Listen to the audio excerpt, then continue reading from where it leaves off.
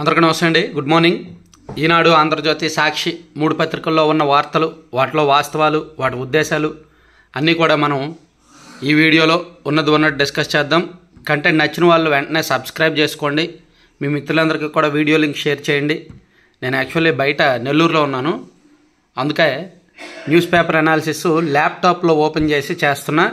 So ఈ రోజుకి ఇలా ఉంటుంది. రేపటి నుంచి యాజ్ యూజువల్గానే చేస్తా. అంటే ఎలక్షన్స్ కదా, కొంచెం గ్రౌండ్ వర్క్, జిల్లాల్లో టూర్లు అవి ఇవి కొంచెం ఎక్కువ అయ్యాయి అనమాట, అంతే. సో మ్యాక్సిమం మిస్ అవ్వకుండా చూస్తాను, ఇన్ టైంకే చేస్తాను. ఇక ఈనాడులో బ్యానర్ వార్త చూసుకుంటే, నిన్న పెనుగొండలో చంద్రబాబు నాయుడు గారి కదలిరా సభ జరిగింది. ఆ సభలో చంద్రబాబు గారు మాట్లాడిన అంశాలు: గొడ్డలిపోటును గుండెపోటుగా మార్చింది ఎవరు, ఆ గొడ్డలిని ఇచ్చింది ఎవరని చెల్లెలు సునీత ప్రశ్నిస్తున్నారు. సాక్షిలో తప్పుడు రాతలు రాస్తూ జగన్ నాటకాలు ఆడుతున్నారు. బాబాయి హత్యపై చర్చకు సిద్ధమా, వాలంటీర్ వ్యవస్థను కొనసాగిస్తాం, శిక్షణ ఇచ్చి మంచి ఉద్యోగాలు వచ్చేలా చేస్తాం, నిరుద్యోగులకు ప్రతి నెల 3,000 భృతి. పెనుగొండ సభలో చంద్రబాబు. సో చంద్రబాబు నాయుడు గారు కాస్త ఈ మధ్య కంటెంట్ మార్చారు, సబ్జెక్ట్ ఎక్కువ తీసుకుంటున్నారు. అయితే వాలంటీర్ వ్యవస్థను కొనసాగిస్తామని చెప్పడము, వాళ్ళకి శిక్షణ ఇస్తామని చెప్పడము, మంచి ఉద్యోగాలు వచ్చేలా చేస్తామని చెప్పడము మంచి విషయమే. అయితే వివేకానంద రెడ్డి గారి హత్య కేసు విషయంలో డిబేట్ అనవసరం, చర్చ అనవసరం, దాని గురించి అసలు మాట్లాడటమే అనవసరం.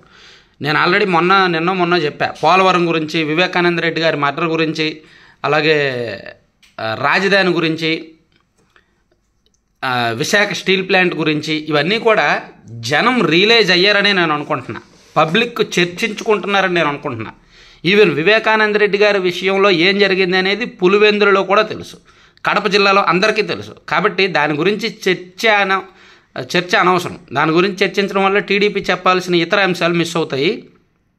ఎనీవే, దాని మీద సాక్షిలో కూడా సీరియల్స్ రాస్తున్నారు, నిన్న ఈరోజు రాసుకొస్తున్నారు, అందుకే రెస్పాండ్ అయ్యారేమో.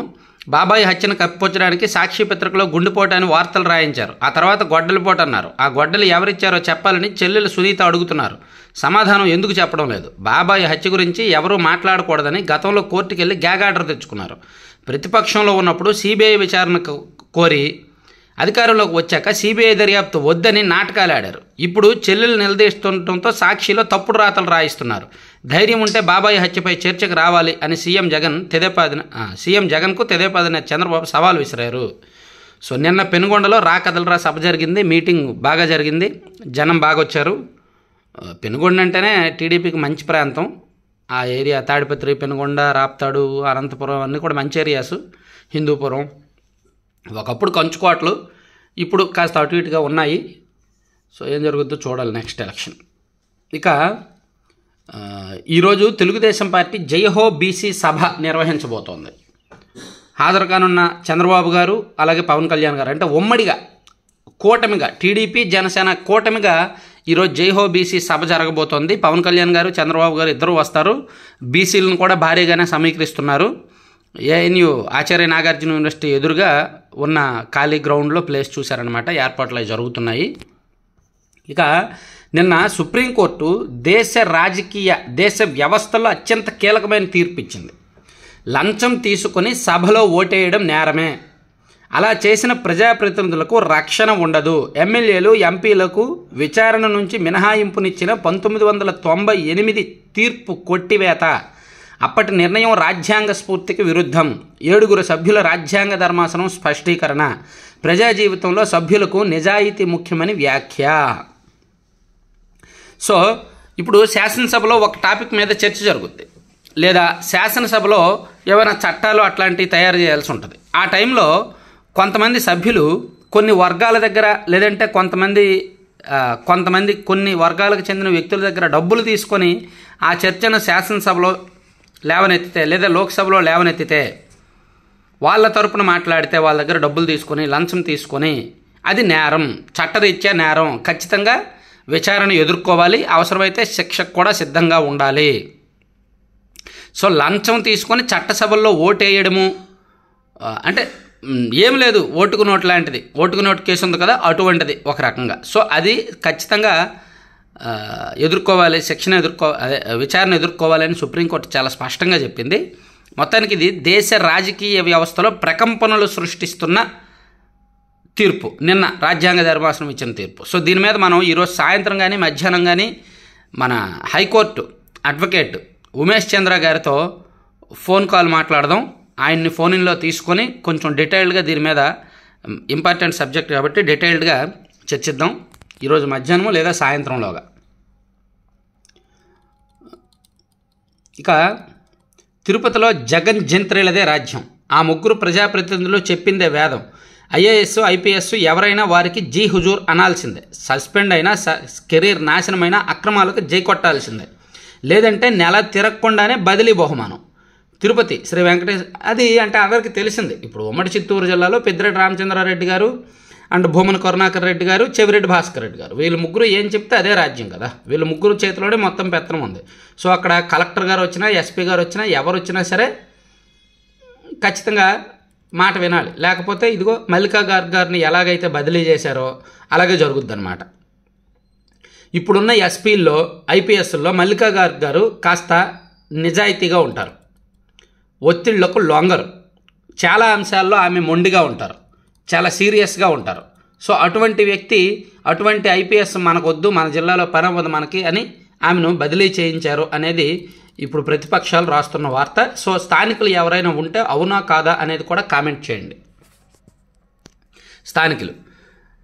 అలాగే డిఎస్సి షెడ్యూల్ మార్చండి. టెట్కు డిఎస్సికి మధ్య 4 వారాల సమయం ఇవ్వండి. రాష్ట్ర ప్రభుత్వానికి హైకోర్టు ఆదేశం. ఎస్జిటి అభ్యర్థుల విషయంలో స్పష్టీకరణ. షెడ్యూల్ను కుదించడంపై తీవ్ర ఆక్షేపణ. సముచిత సమయం ఇవ్వకపోవడం హక్కులను హరించడమేనని వ్యాఖ్య. పాపం ఎన్నికలలో ప్రయోజనం కోసం ఎన్నికల స్టంట్గా రిలీజ్ చేసిన డిఎస్సి నియామకాల విషయంలో రాష్ట్ర ప్రభుత్వానికి హైకోర్టు మొట్టికాయలు వేస్తూనే ఉంది. ఏదో పాపం వీళ్ళకి ఇష్టం లేదు, ఇష్టం లేకపోయినా ఏదో ఎన్నికల్లో మళ్ళీ ఓట్లు రావేమో, ఓట్లు రాలవేమోనని బలవంతపు డిఎస్సి ఒకటి విడుదల చేశారు. అందులో టైం తక్కువగా ఉండడం ప్లస్ నిబంధనలకు విరుద్ధంగా కొన్ని ఉండడంతో హైకోర్టు పదే పట్టించుకుంటుంది. సో ఇప్పుడు ఏంటంటే ఏపీ ఉపాధ్యాయ అర్హత పరీక్ష, టెట్ ఉపాధ్యాయ నియామక పరీక్ష డిఎస్సీలను హడావిడిగా నిర్వహిస్తున్న రాష్ట్ర ప్రభుత్వానికి హైకోర్టులో ఎదురు దెబ్బ తగిలింది. టెట్ పరీక్ష చివరి తేదీ నుంచి డిఎస్సీ పరీక్ష ప్రారంభానికి మధ్యలో కనీసం 4 వారాల గడువు ఇవ్వాలని చాలా స్పష్టంగా పేర్కొందనమాట. సో ఇది ఒక రకంగా డిఎస్సి అభ్యర్థులకు ఊరటే. తర్వాత సో ఇవన్నీ ఈనాడు మొదటి పేజీ వార్తలు. ఇంకా ఈనాడు లోపల పేజీకి వెళ్ళే కంటే ముందు సాక్షిలో కొన్ని ఇంపార్టెంట్ వార్తలు ఉన్నాయి, సాక్షి చూద్దాం. సాధికారిత బలగం, బీసీ డిక్లరేషన్ కంటే మిన్నగా మేలు చేస్తున్న సీఎం జగన్. అంటే ఈరోజు టీడీపీ జనసేన బీసీ డిక్లరేషన్ సభ ఉంది కదా. సో గుమ్మడికాయలు దొంగ అంటే భుజాలు తడుముకునేటట్టు ఆ సభకు ముందే వీళ్ళు చేస్తున్నది ఏంటో వీళ్ళు వార్తలు రాసేశారు. 1.73 లక్షల కోట్ల మేర డీబీటీ నాన్ డీబీటీతో బీసీలకు లబ్ధి. సామాజిక న్యాయంతో పాటు చదువుల్లోనూ బీసీ బిడ్డలకు ప్రోత్సాహం. బీసీ కార్పొరేషన్లు 57 పెట్టి 56 బీసీ కార్పొరేషన్లు పెట్టి ఆ కార్పొరేషన్లో ఒక 56 మంది చైర్మన్లు, దాదాపుగా ఒక 500 మంది డైరెక్టర్లను పెట్టి వాళ్ళకి పదవులు ఇచ్చారే తప్ప పనికిరాని వ్యవహారాల్లో తలదూరుస్తున్నారే తప్ప ఆ కార్పొరేషన్ల ద్వారా ఒక్క కుటుంబానికైనా కనీసం ఒక రాష్ట్రం మొత్తం మీద ఒక 100 కుటుంబాలనైనా ఆదుకున్నామనే లేదు. ఎప్పుడు ఆ డీబీటీ నాన్ డీబీటీ లెక్కలు చూపించడమే. ఎప్పుడు ఈ లెక్కలన్నీ చూపిస్తారు. ఏమనంటే అమ్మఒడి ఇచ్చామంటారు, ఏమనంటే నాన్న బుడ్డి కాదు అమ్మఒడిను జగనన్న చేయూత రైతు భరోసా ఆ పథకాలన్నీ లెక్కేస్తారు. బీసీలకు సెపరేట్గా ఏమైనా ఇచ్చారా అంటే అది చెప్పరు, అది లేదు. బీసీల కోసం మాత్రమే బీసీ కార్పొరేషన్లు ఉన్నాయి.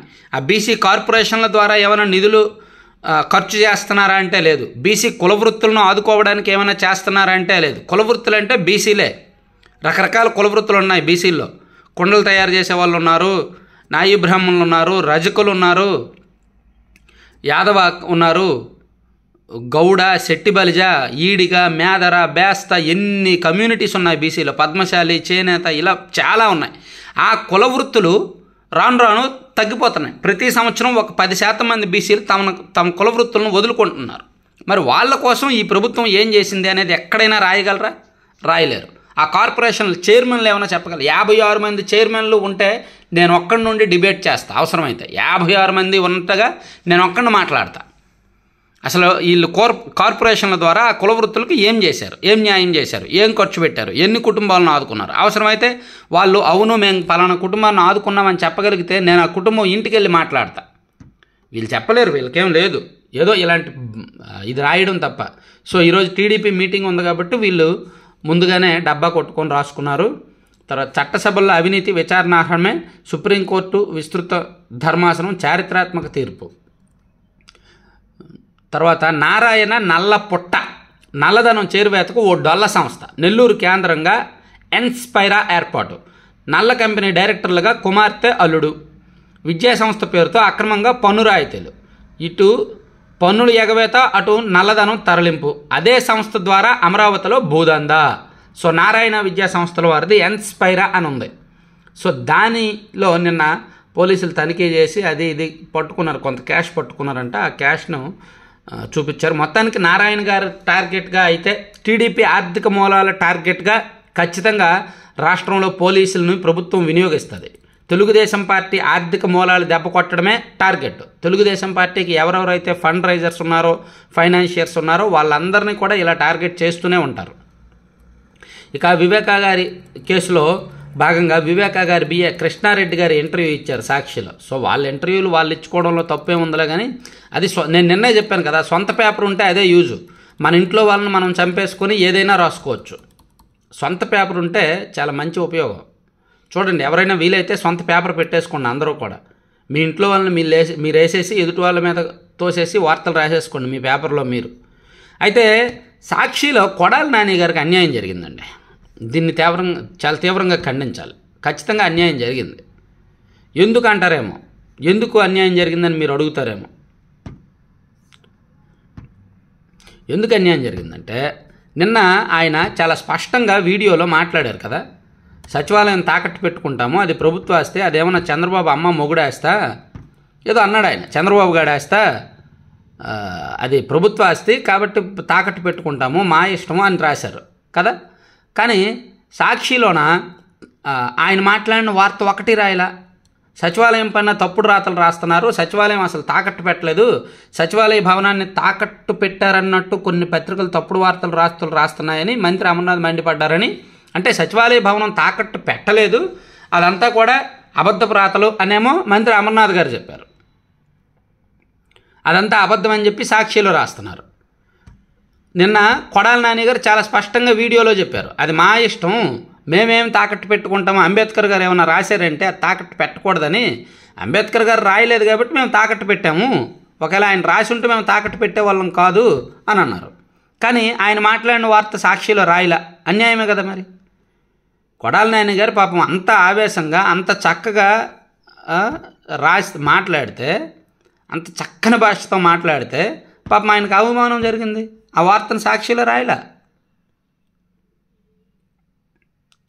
రాయలేదు అసలు. సాక్షిలో నేను ఆ వార్త చూసా. పాపం ఇదిగో సచివాలయంపై తాకట్టు కథ ఫ్యాక్ట్ చెక్, ఆంధ్రప్రదేశ్ రాష్ట్ర ప్రతిష్టను దిగజార్చే విధంగా ఎల్లో మీడియా రేపు చేసిన కుట్ర బట్టబయలైంది. రాష్ట్ర తాత్కాలిక సచివాలయాన్ని తాకట్టు పెట్టి రుణం తీసుకున్నారంటూ ఒక పత్రికలు రాసిన కథనాన్ని హెచ్డిఎఫ్సి బ్యాంక్ ఖండించిందంట.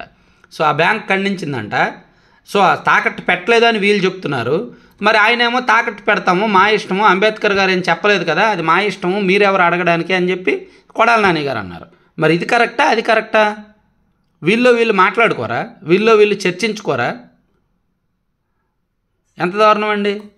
కొడాలి నాని గారు మాట్లాడిన వీడియో చూడాలి ఒకసారి, సాక్షి వాళ్ళు కానీ హెచ్డిఎఫ్సి వాళ్ళు కానీ చూడాలి. చూసి దాని మీద కొడాలి నాని గారికి కౌంటర్ ఇవ్వాలి. పాపం ఎక్కడ ఏ పేజీలో కూడా లేదు కొడాలి నాని గారు మాట్లాడిన వార్త. నేను ఎతుకుతూనే ఉన్నా పొద్దున నుంచి. సో కొడాలి నాని గారికి సాక్షి అన్యాయం చేసింది. సో ఇది. తర్వాత ఇక ఆంధ్రజ్యోతికి వెళ్దాం. ఆంధ్రజ్యోతిలో తాకట్టు కనికట్టు అప్పుల కోసం సర్కారు అడ్డగోలు పనులు, మరో 7,000 కోట్ల అప్పు అంట. ఏపీఎండీసీ ఆదాయం తాకట్టు బేషరతు ష్యూరిటీ ఇచ్చిన సర్కారు, రేటింగ్ లేదు, అన్లిస్టెడ్ బాండ్లు అయినా సరే 8.7% వడ్డీ. కొన్నదెవరు అనేది మిస్టరీ, వాడుకునేది మాత్రం ప్రభుత్వమే. అందిన కాడికి అప్పులు, అడ్డగోలుగా అప్పులు, కేంద్రం నుంచి అనుమతించిన మేరకు ఆ పైన ఆర్బీఐకి మించి అప్పులు, కార్పొరేషన్ల ద్వారా ఎడాపెడ అప్పులు, అయినా రుణదాహం తీరడం లేదు. ఎన్నికల ముందు విచ్చలవిడిగా అప్పులు తెచ్చేందుకు తాకట్టు వ్యాపారం మొదలుపెట్టేశారు. ఎన్నికల తర్వాత ఏమవుతుందో ఏమో, వాటం పాలైతే అస్మదేయ కంపెనీలు బిల్లులు ఆగిపోతాయేమో. ఇదే ఆందోళనలో కనిపించిన భూములు, భవనాలు ప్రభుత్వం అవి ఇవి తాకట్టు పెట్టి వేల కోట్లు తెచ్చేస్తున్నారంట. తాజాగా విశాఖపట్నంలో భూములు చూపించి 255 కోట్లు, కాకినాడ పోర్టులో కూడా చూపించేవో డబ్బులు తెస్తున్నారంట. అది సెపరేట్ వీడియో చేస్తానులే. ఇక ఇదండి, భూములు అమ్మేసి బిల్లులు ఇచ్చేస్తున్నారంట అస్మదేయులకు. సో కనిపించినవన్నీ తాకట్టు పెట్టేస్తున్నారు. కొంచెం జాగ్రత్తగా ఉండండి. అందరినీ ప్రజలను కూడా తాకట్టు పెట్టేస్తారేమో చూసుకోండి. అలాగే వివేక్ హత్యపై చర్చకు సిద్ధమా? సీఎం జగన్కి చంద్రబాబు సవాలు. తొలుత గుండెపోటు అన్నారు, ఆ తర్వాత గొడ్డలు వేట అన్నారు. ఆ గొడ్డల్ని ఎవరు ఇచ్చారని మీ చెల్లెలు అడుగుతుందని ఇది ఒకటి చంద్రబాబు గారు మాట్లాడిన అంశాలు కూడా ఆంధ్రజ్యోతిలో వేశారు. వాలంటీర్లను తొలగించము, వారికి మంచి భవిష్యత్తు ఇస్తా, వారు వైసీపీ దొంగలకు పనిచేయకూడదు, పెనుకొండ రాకర్రలు. వాలంటీర్ల విషయంలో నిన్న చంద్రబాబు గారు మాట్లాడిన పాయింట్ బాగుంది. రేపు ఢిల్లీకి పవన్, బీజేపీ పెద్దలతో పొత్తు మంతనాలు. మంగళగిరి చేరుకున్న జనసేనని రెండో జాబితా కసరత్తు. 2-3 రోజుల్లో మరో 10 పేర్లు ప్రకటన. ఇప్పటికే లేట్ అయింది, జనసేన అభ్యర్థులు ప్రకటించట్లేదని. సో రేపు కానీ ఎల్లుండి ప్రకటిస్తారు. మేబీ ఢిల్లీ నుంచి వచ్చాక ప్రకటిస్తారేమో. ఇక నేను రెడీ, నార్కో అనాలిసిస్కు అవినాష్ సిద్ధమా? ప్రజలందరికీ తెలిసేలా ఆ సర్వీస్ను లైవ్లో నిర్వహించాలి, ఆ పరీక్షను లైవ్లో నిర్వహించాలి. అది ఎన్నికల కంటే ముందే జరగాలి. అవినాష్కో జగన్ వాళ్ళ ఇంట్లో వారికో వీడియో కాల్ చూపిస్తూ వివేకాన్ని చంపారు. చంద్రబాబు పట్టించుకోలేదన్నది అసత్యం. ఎన్నికల నేపథ్యంలోనే జగన్ మీడియాలో తప్పుడు కథనాలు. అదంతా అలవాటు. మీరు కూడా సొంత పత్రిక పెట్టుకోండి, మీరు కూడా నచ్చింది రాసుకోండి, ఏముంది. మీ ఇంట్లో వాళ్ళని వేసేసి మీరు కూడా రాసుకోండి. సో బీసీలకు జగన్ దగ, కోతలు వాతలతో వంచనలు, అడుగడుగున అవమానాలు. నేడు టీడీపీ జనసేన బీసీ డిక్లరేషను. వీళ్ళు కూడా యాడ్లు వస్తున్నాయి, పిచ్చి పిచ్చి యాడ్లు వస్తున్నాయి దీనిలో. సో ఇవన్నీ ఆంధ్రజ్యోతిలో వార్తలు. ఇప్పుడు మళ్ళీ ఈనాడుకి వెళ్దాం. ఈనాడులో లోపల పేజీల్లో ఏమైనా ఇంపార్టెంట్ ఉంటే చూసి ముగిద్దాం. సో కొంచెం బయట ఉన్నాను కాబట్టి హడావుడిగానే చెయ్యాలి, తప్పట్లేదు. 140 కోట్ల మంది నా కుటుంబమే. రానున్న ఎన్నికల్లో 400 సీట్లే లక్ష్యం. ప్రధాని నరేంద్ర మోదీ తెలంగాణ, తమిళనాడులో పర్యటన. సో 140 కోట్ల మంది ఆయన కుటుంబమేనంటండి. సో నేను మీరు అందరం ఆయన కుటుంబమే. సో మనం ఏదైనా బ్యాంక్కి వెళ్ళి మీ ఫ్యామిలీ ఏదంటే నరేంద్ర మోదీ గారి ఫ్యామిలీ అని చెప్పి లోన్ తెచ్చేసుకోండి. మీరు ఏదైనా మెడికల్ కాలేజీకి వెళ్ళి మీరు ఏ ఫ్యామిలీ అంటే నరేంద్ర మోదీ గారి ఫ్యామిలీ, మా బాబాయో మా పెద్దనాన్నో లేదంటే మా నాన్నో నరేంద్ర మోదీ గారు అని చెప్పి మెడికల్ కాలేజీల్లోనూ ఇంజనీరింగ్ కాలేజీల్లో ఫ్రీ సీట్లు తెచ్చేసుకోండి. పీఎం గారి పేరు వాడేసుకోండి. 2 ఏళ్లలో డివిడెంట్గా తీసుకున్నది 1300 కోట్లు. తెలంగాణ నుంచి ఏపీఎండీసీకి వచ్చిన సొమ్మంతా జగన్ సర్కార్కే. గతేడాది కూడా ప్రభుత్వానికి 400 కోట్లు చెల్లింపు. ప్రభుత్వ పెద్దలు చెప్పారు, ఎండి వెంకటరెడ్డి పాటించారు. సో అది తర్వాత నిన్న రామోజీరావు గారు రేవంత్ రెడ్డి గారు భేటీ అయ్యారు. రేవంత్ రెడ్డి గారు రామోజీరావు గారితో దాదాపుగా 1 గంట పాటు భేటీ అయ్యారు. ఆ భేటీ విషయం ఏంటి అనేది నేను కాసేపట్లో వీడియో చేస్తా. ఇక వైకాపా సర్కారు వస్త్ర సన్యాసం. జగన్ పాలనలో వస్త్ర పరిశ్రమ కుదేలు. ఆర్థిక నష్టాలతో మూతపడుతున్న టెక్స్టైల్స్. ఎవరు మాత్రం కుదేలు అవ్వట్లేదులేండి. ఎవరు మాత్రం కుదేలు అవ్వట్లేదు, ఎవరు మాత్రం ఇబ్బంది పడట్లేదు. ఇదిగో పలానోళ్ళు సంతోషంగా ఉన్నారు అని చెప్పండి. ఋషికొండ సౌధం రాజకోట రహస్యమా? 450 కోట్లు కుమ్మరించి భవనాల నిర్మాణం. ఎందుకు వినియోగించుకోబోతున్నారో కూడా చెప్పలేని అయోమయం. సీఎం సరే అంటే సీఎంఓ, లేదంటే రిసార్ట్ అంట. ఆతిథ్య సేవలకు విరుద్ధంగా నిర్మించాక ఎలా ఉపయోగిస్తారా? సో మొత్తానికి ఋషికొండను దాదాపుగా 3 సంవత్సరాల పాటు పనిచేసి 450 కోట్లతో పనిచేసి 26 లక్షలతో బాత్రూమ్ కట్టి 32 లక్షలతో బెడ్రూమ్ కట్టి దాన్ని దేనికి వాడతారు అనేది కూడా చెప్పలేకపోతున్నారనమాట. సో ఇతర అంశాలన్నీ కూడా మనం మళ్ళీ మాట్లాడదాం. ప్రస్తుతానికైతే ఈరోజుకు ముగిద్దాం. Thank you.